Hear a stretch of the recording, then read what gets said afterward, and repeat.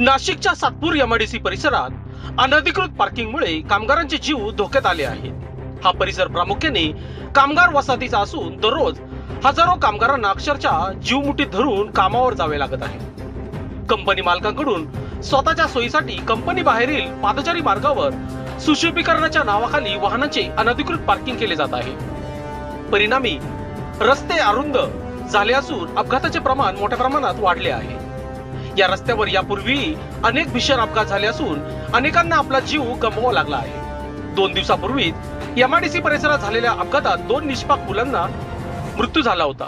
त्यानंतर आज रोजी 17 तारखेला एका कामगाराचा ट्रकच्या धडकेत मृत्यू झाल्याची धक्कादायक घटना घडली आहे। याच पार्श्वभूमीवर लोकशास्त्रविषयी बोलताना भाजपचे नगरसेवक नितीन बाळा निगळ यांनी प्रशासनावर तीव्र संताप व्यक्त केला।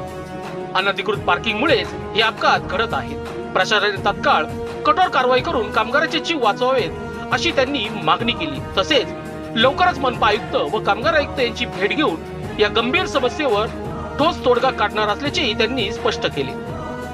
अपघातात मृत्यू झालेल्या नागरिकांच्या कुटुंबांना शासकीय मदत मिळावी यासाठी 4ही नगरसेवक मिळून पाठपुरावा करणार असल्याचेही त्यांनी सांगितले। दरम्यान या संपूर्ण घटनेचा सीसीटीव्ही फुटेज देखील समोर आला असून अपघाताची भीषणता स्पष्ट झाली आहे। त्यामुळे आता मनपा आयुक्त व कामगार आयुक्त या प्रकरणात नेमकी कोणती कारवाई करणार याकडे सर्वांचे लक्ष लागून आहे। नागरिक आणि कामगारांकडून तात्काळ कठोर कारवाईची जोरदार मागणी होत आहे।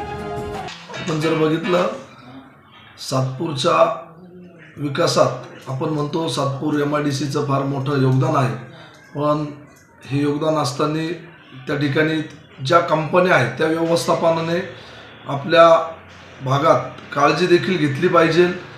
आज पण आणि 2 दिवसापूर्वी पण मोटार अपघातात 2 जणांचा मृत्यू झालेला आहे। ह्या 2 दिवसाच्या घटना आहे। गेल्या अनेक वर्षापासून अनेक लोकांचा मृत्यू या अशा ज्या व्यवस्थापनाने गाड्या रस्त्यावर लावलेल्या असत्या, पार्किंगची सुविधा नाही, त्यामुळे रस्ता अरुंद होतो व अपघात होतो। माझी आपल्या माध्यमातून प्रशासनाला विनंती राहील की एमआयडीसी मधील जे रस्ते आहे, आज एमआयडीसी वाढते आहे, मोठमोठे उद्योग या ठिकाणी येत आहे, असं होत असताना रस्ते आहे तसेच आहे, त्यात रस्त्यावरती अतिक्रमण देखील मोठ्या प्रमाणात वाढलं आहे।